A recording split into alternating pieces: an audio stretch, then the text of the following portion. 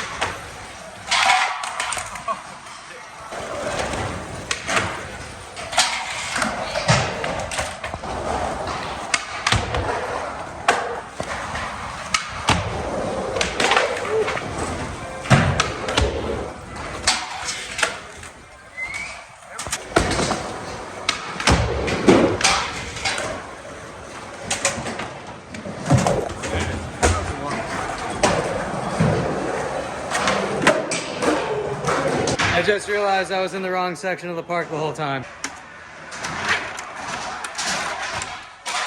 Obviously, I don't have all of the answers, but all of these parks did close right around the same time. The Incline Club and One South Main were the closest to my house, and I did frequent those, but the two that I frequented the most was X Park in Franklin Mills Mall and Vans, or Black Diamond, whatever you want to call it, in Morristown Mall. Now, not just those parks, but most of those parks, they all had like a sponsored list, right? And if you were on the list, you wouldn't pay to get in, or you would pay like $5 and be able to skate all day long, which is all fine and dandy. Like, you know, I was always on that list, so obviously zero complaints coming from me. Going in and being able to skate and practice for free was awesome. But looking back on it, I remember plenty of sessions where I would be in the park and the park would be packed, and I would look around and realize every single person in this place right now is on the list and nobody paid to be in here right now. So it was no wonder to think, like, fast forward a few years, like looking back on it, yeah, dude, a lot of these places probably closed because they have rent to make.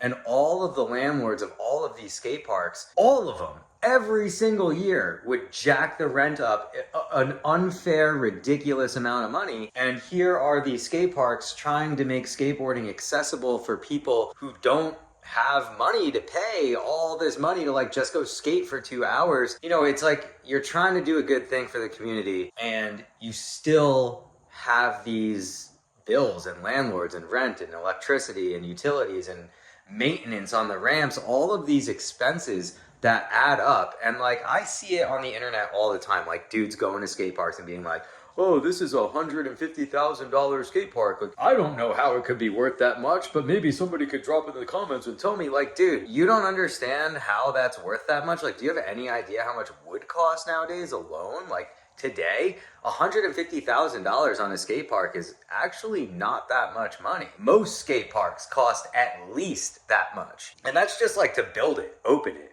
We're not talking about keeping it open, paying the rent of the building that the skate park is in. Like, us as skaters, I get it that, like, you know, skateboarding is free. Skateboarding is freedom. We should always just be able to go skate wherever and whenever, and you absolutely can. But if you live in a place like, you know, Jersey, where I live, the winters get cold. It's pretty unbearable. I mean, plenty of people live in a place where winter sucks to skate outside, and during those times, these indoor skate parks really come in clutch for us. So yeah, I get the whole argument of like, you know, it sucks that you got to pay $10 to skate, but at the same time, us as skaters, we have to learn to start supporting the businesses that are open, that are even still able to offer the luxury to us of being able to skate inside in a heated place in the winter. And it's been years since like indoor skate parks have really been a thing. Here in New Jersey, there are two that I know of. One of them is Freedom, and that place is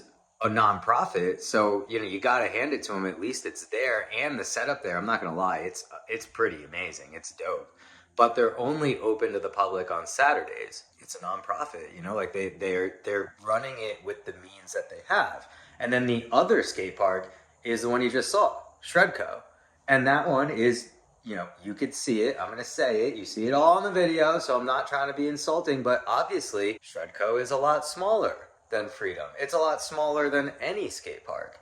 And again, Shredco is working with what they have. And they have a heated indoor spot with a bunch of different modular ramps that you can move around, you can make different obstacles with. It's a lot of fun. They're open every day of the week, including the weekends.